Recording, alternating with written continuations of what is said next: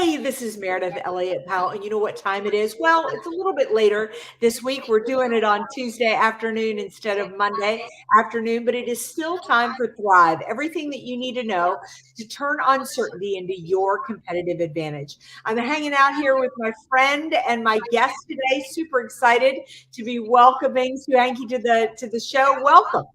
Oh my God, thank you. You know, I'm usually sitting here listening, so I was like, oh, I'm just going to listen to the show. All right. Well, we got a power pack show today because I really want to dive in to your strategy about how to grow your business like a weed. So I'm going to hit the intro video and we are going to dive in.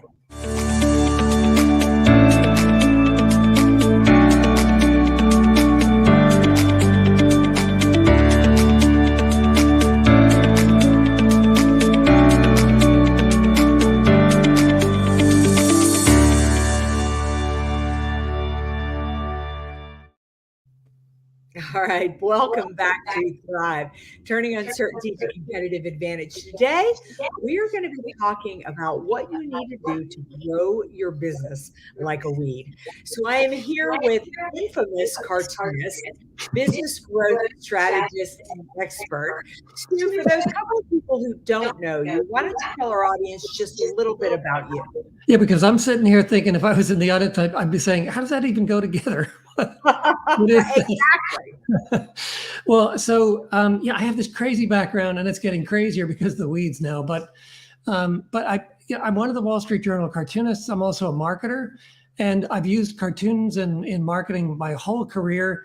I've worked to help give clients unfair advantages through those campaigns that I create. I mean, cartoons are wonderful devices for getting attention and causing people to respond to you, and so. But all of these I realized long ago that that actually everything I've been doing in my career, probably everything you're doing in your career as well, we're always trying to give clients unfair advantages, and it turns out that's a big part of the weeds model. It is. So tell our audience how you came up with the weeds model. Yeah, well, I used to live in LA, and so I was driving down the freeway, Santa Monica Freeway. So there are 6 lanes of traffic going this way, 6 lanes of traffic coming the other way, and a 40-foot wide concrete median in the middle.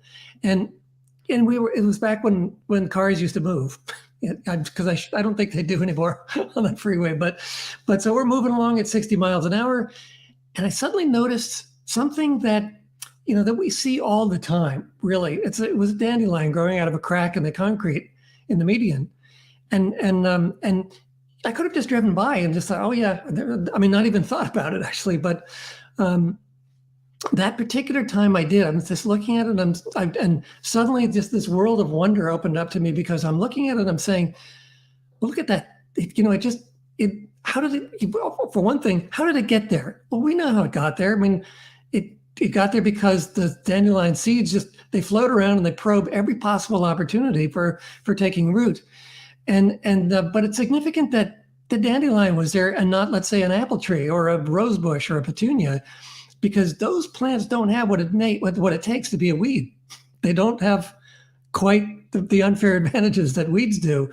And so that was part of it. Then part of it also was it just looked happy. It just looked like it was kind of bouncing around in the smoggy turbulence, I suppose, but it had those yellow flowers that they look happy, and then the seed pods, and the seed pods are blowing seeds around, and it just looked like it was happy to be there running its process. And I just thought, I hope that I can live up to that example. And then I whizzed by. That was it. And then you were done. You were all bought in, right? I mean, you. That was it. Okay, what are we doing? So what is it about weeds that we can learn, that we need to know, that is going to help us grow our businesses? Well, I think one is that weeds. You know what? I'm hearing echo. Do you mind if I jump to these? Nope, go for it. Let me try that. We are just not having much luck, are we? No, ones are everywhere. Yeah, I'm hearing it when you talk. I'm getting it on your end. Yeah, let's see.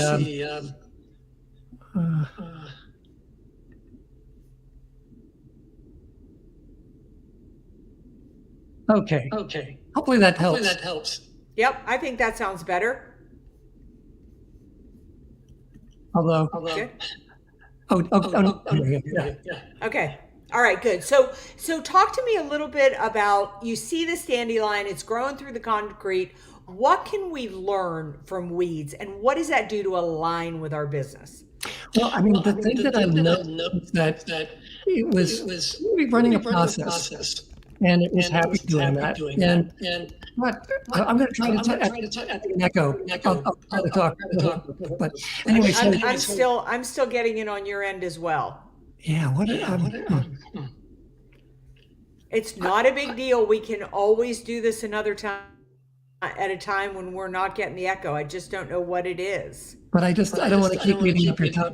Well, I mean, we don't want to the audience, but I hate eating up your time, Meredith. All right. See, try it now. Okay, testing 1, 2, 3. There it is. Oh, Yeah. That's perfect. Okay, so you were asking, what do weeds have to do with our business? And so the thing is, as I saw that dandelion, I thought also, I just wonder what is it that what are they doing, and do they have a model, for example? And is there a model that we can use in our businesses? And it turns out, yes, they have a model. There is a format that they all use. They all use the same thing, and we can certainly apply it to our businesses. And in fact, I would say you and I are so close on some points because of your book Thrive. And I was when I was reading Thrive and saying, oh my God, I can't wait to talk to you because part of what weeds do is they resist. Well, let's see, they have strategies for, let's say, thriving.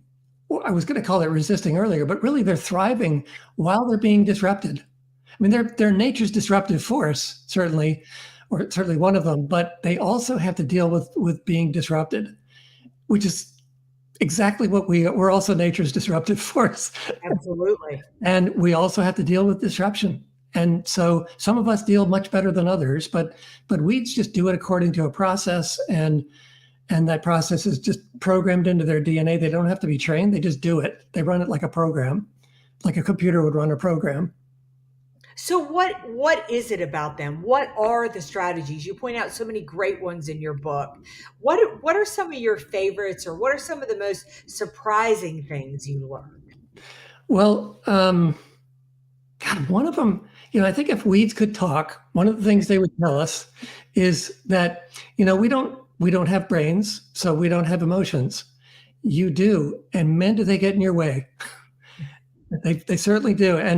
And we would tell you then that, first of all, we just tell you deal with what is. So put all the emotions and all of those pieces aside, all of the things that are distracting you, and deal with what is. And I think that theme came through really loud and clear in your book too. Actually, if you don't do that during disruption, you're dead. Yeah. So that's a huge one. And sort of related to that, they would tell us, you also let your emotions lead your actions. Why don't you try it the other way around?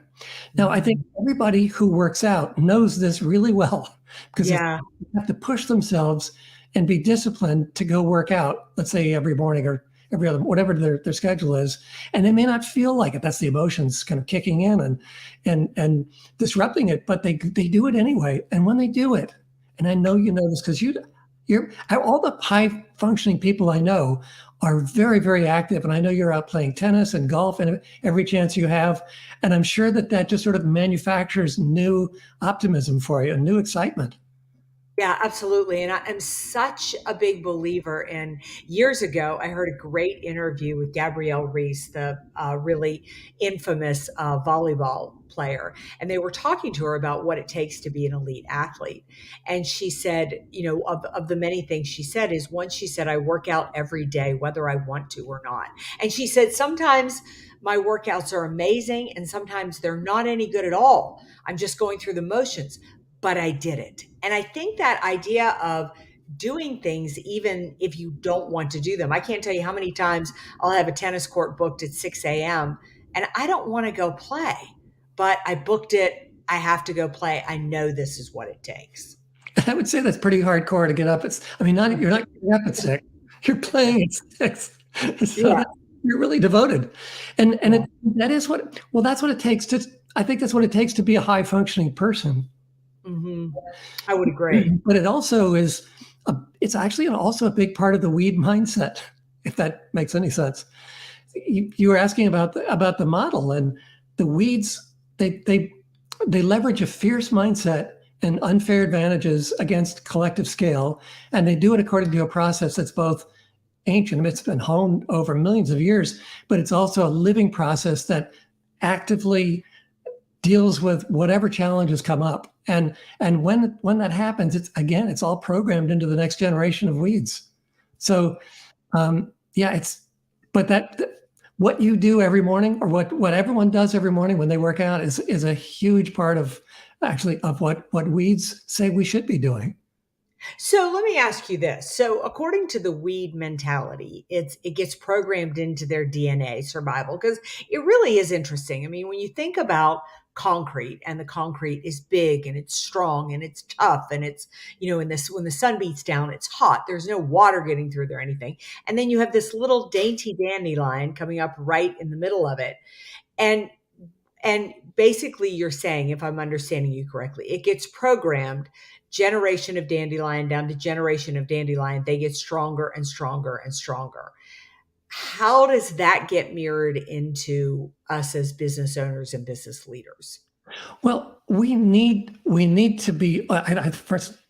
We need to be following those examples, and we do. I think if someone is doing really well in business, they're naturally doing a lot of these things that are in the weeds, in the weeds strategy model. But I would say also, though, that I think one of the things that it causes us to do is, you look at, let's say, the elements of the weed mindset, which are optimism and aggression and resilience and persistence and urgency and adaptability. Those things have to be part of our approach to life, really, but certainly our businesses. And then we'll notice that weeds never do anything without an unfair advantage. So dandelion, that has the seeds that fly around, and they probe every possible opportunity to take root. Well, that's an unfair advantage. I mean, oaks don't do that. Well, actually, not a lot of plants don't do it quite as well as they do. There are others that do it even better, but that's an unfair advantage. And so we need to cultivate unfair advantages in our businesses. And then we need to be approaching our businesses from a scale mindset, and we don't. I mean, just naturally, we operate under one-to-one leverage. So if we're doing everything in our businesses, we're holding it. That's pretty familiar. If you're doing everything in your business and you're part of the deliverables, then you're holding it back. Yeah. In general, I mean, you can't. The more you productize that whatever it is you're doing, the more you can gain help. You can create either a team of people, your own team of people, or you can team up with others. But just this sort of this, well, I don't want to call it mistaken. We're taught to be self-reliant, and Okay. good. I mean, that's how we survive. That's how we work. That's how we make our way and succeed in life and in business. But at a certain point, an entrepreneur who is self-reliant to the point of that everything has to be done by the entrepreneur will never scale anything. Does that make sense? It does, absolutely, because you need other people in order to be able to scale, correct? Yeah, I mean, you can't do it alone. You just cannot do it alone. So if you are oriented that way, then you're holding yourself back. So there are all those elements of the weeds model that really apply to growing our businesses. But again, I've got to say, there's that one level in the weeds model, the acronym WEED, inspired enterprise expansion and domination strategies. And that's 8 levels of strategy to help you create new unfair advantages. And the segmentation level of strategy is exactly what you wrote about in Thrive. And you wrote about it beautifully and with a lot more detail than I wrote in my book. And just your story when you had I think it was the flood, either the fire. Yes. Or the flood. Yeah, it was a flood. My husband and I, our his dental office was flooded out. Yeah. And so you turned it into an opportunity to Yes. business. And it was amazing to read the story and say Yeah. you were being a total, well, you are a total weed, actually. Yeah. You were certainly being total weeds then, because you were acting in a way that, in the same way that weeds would. The weeds just, if they get cut down, they just go right back to work on their process and keep growing back. They're not depressed about it. They're not angry about it. They don't care. They're just running their process again. And in your case, and in many of the cases that you cited in your book, people were, they're running their processes, but part of it also is they're being quite adaptable, Right. changing their process. It's evolving. And I always say you need to be married to being passionate about what you do, but don't be passionate as to exactly the service that you deliver. I mean, right? If you had been, in the fixing, horses and buggies, where would you be right now? Correct. So yeah, so being, overcoming those things. Stu, what do you think the biggest challenge is that business owners, why does this so knock us off our feet? Why have it's interesting. COVID seems like far less of a challenge than when you compare it to if you'd asked us a year ago that we'd be facing inflation, war in Europe, rising gas prices, all those things. I guess I want to know what you think the biggest challenges people are facing right now. And then on top of that, why do we get stuck when, when the concrete starts to grow up around us? Well, you mentioned a bunch of things. One thing is we're always being disrupted. I mean, we strive to be disruptors in our markets. That's a prized thing, but we're also always being disrupted. I don't know what it is. I don't know if things change more. I think it's sort of our bias. We think that they change more quickly than they did before. But there have been world wars. There've been really tragic disruptions in life, and so you don't win in that situation if you're not. I mean, if you're just stiffly saying, "Well, this is how we've always done it, and this is what we're going to do," because if you were a restaurant during COVID and you said, "Well, we're just going to, we'll just have to keep serving people until we can't," in let's say the dining room, then you would go out of business. You had to adapt. You had to evolve and pivot. And that was part of your question. I think I forgot the rest of it. Well, I think about the concrete growing around us. Yes.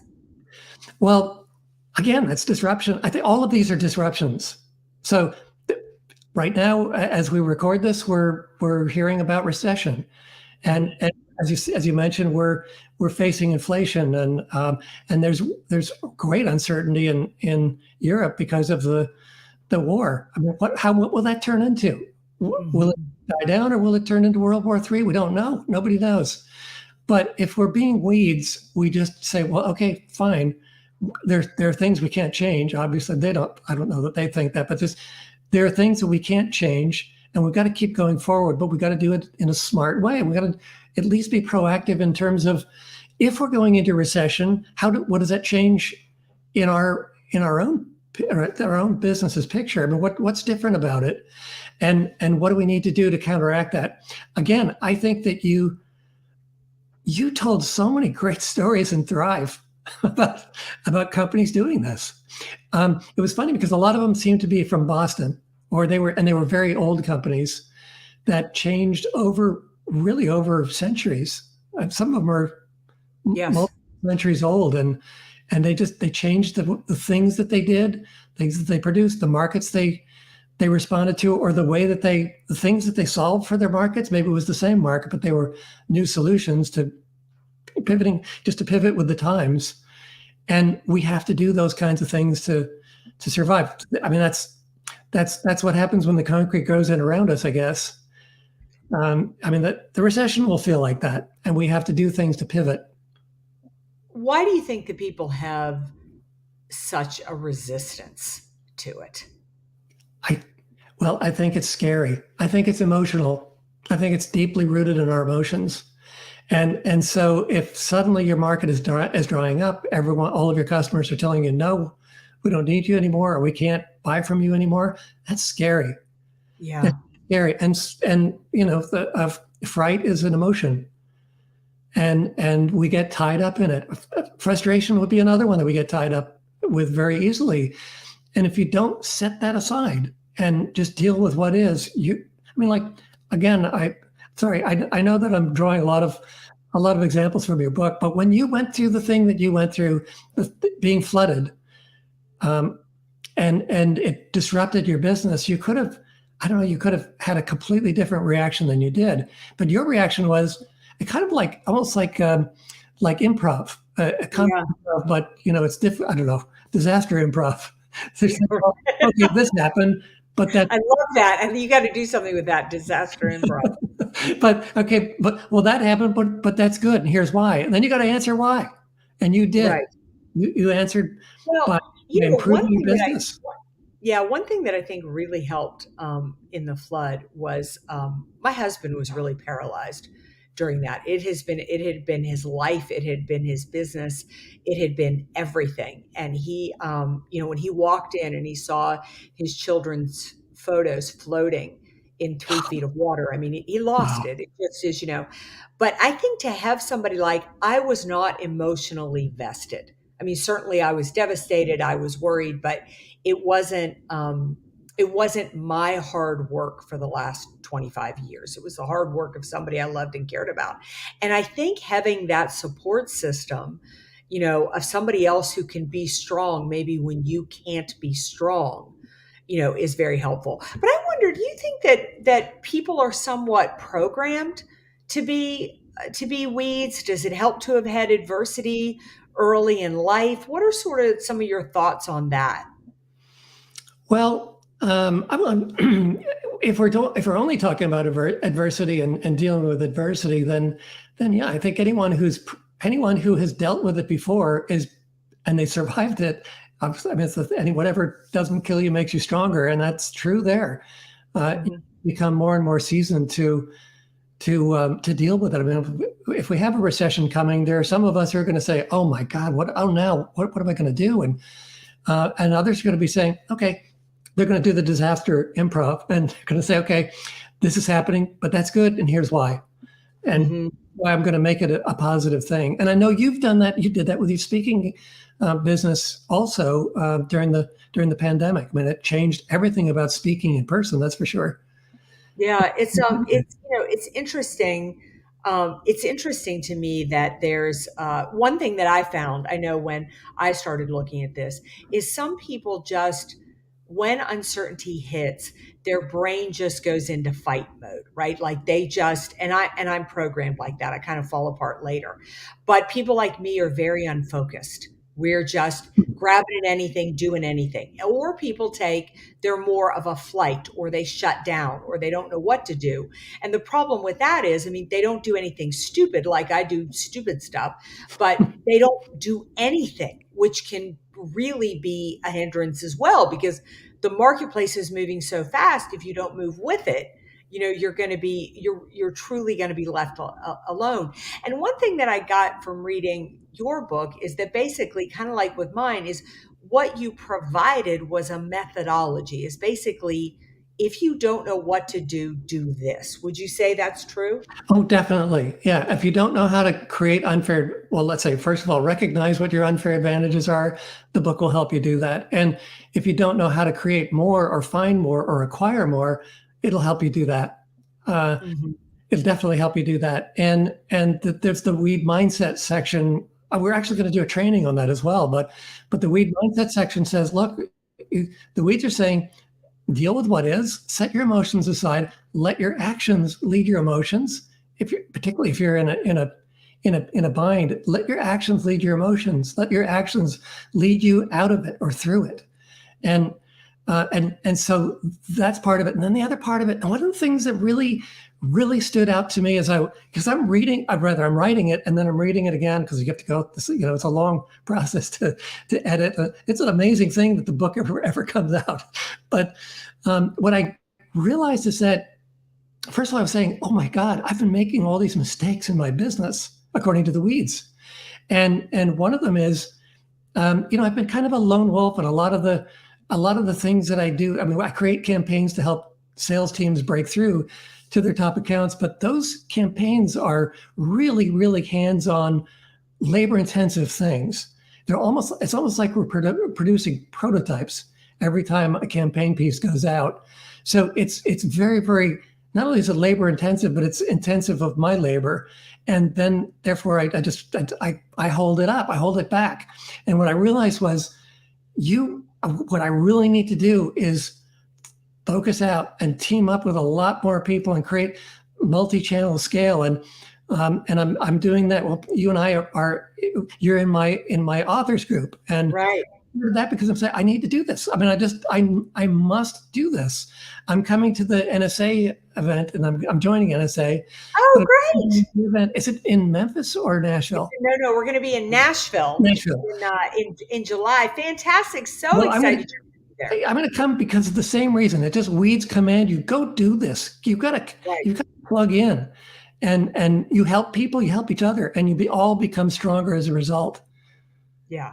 I so agree. I know that you and I are on the same page in the sense that I passionately believe that when crisis hits, it's one of the best times to grow and expand. But how you do it is differently. It's why you need a methodology. And I think this whole idea, just the mindset of a weed. I mean, you're so right. I mean, you and I both came up with our methodologies from doing nothing but being observant, from noticing that, wow, when everybody else is failing, why is this or that making it? And there's so much to be learned from that.